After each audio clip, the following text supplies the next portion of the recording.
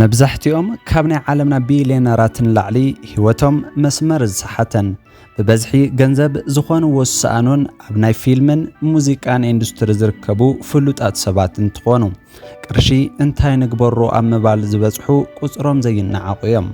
እዚ ራፐር ካብኣቶም ሓደ እንትኸውን ኣብ መንገዲ ኾነ ኣብ እንዳመስተ ሃንደበት ባእሲ ምስ ዝለዓል ከም ማንም ሰብ ብርጭቆ ወይ ድማ ጥርሙስ ዘይኮነስ ናይ ገንዘብ ጥማር ውፅኡ ኣብ ክንዲ እምኒ ወይም ድማ ጥርሙስ ብገንዘብ ንሰብ እናወቀ ወይም ድማ እናወርወረ ክትርእይዎ ትኽእሉ ኢኹም።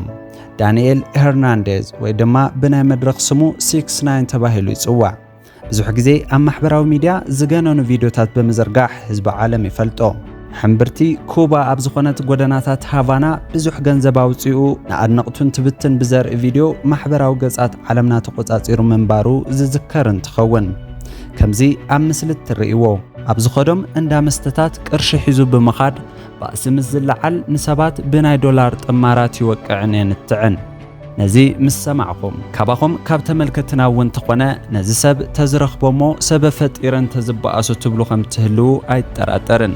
ሓደ እዋን እዚ ራፐር ብቁልዕነቱ ናብ ዝተምሃረሉ ትምህርቲ ቤት ተዓዲሙ ይኸይድ። ብዙሓት ሰባት ዝሓለፎ ናይ ህይወት ውፃእ ውረድ ዓወታትን ከምኡውን ልምዱ ከካፍል ዝተጸበይዎ እንትኾኑ ንሱ ግን ነቶም ናይ ህይወት ተመክሩኡ ክካፈሉ ተሰብሲቦም ዝተጸበይዎ ተምሃሮ ናይ ዶላር ዝናብ ኣዝነበሎም። እቶም ተምሃሮ እውን ብዓቕሞም ከክንዲ ዝኸኣልዎ ዶላር ንምሓዝ ተራገጹ። ካብ ናይ ዓለምና ቢልዮነራት ሓደ ዝኾነ ቢል ጌት ኣብ መዓልቲ 7.6 ሚልዮን ዶላር ይረክብ። ናይ ራፐር ጠቕላላ ሃፍቲ ግን 8 ሚልዮን ዶላር እዩ።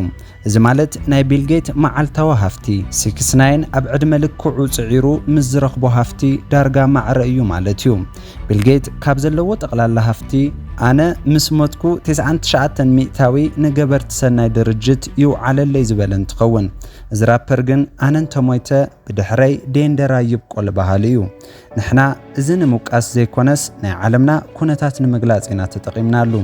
ሰባት ህይወቶም ብዝደለይዎ መልክዕ ናይ መንባር መሰል ኣለዎም። ነዚ ድማ ነኽብር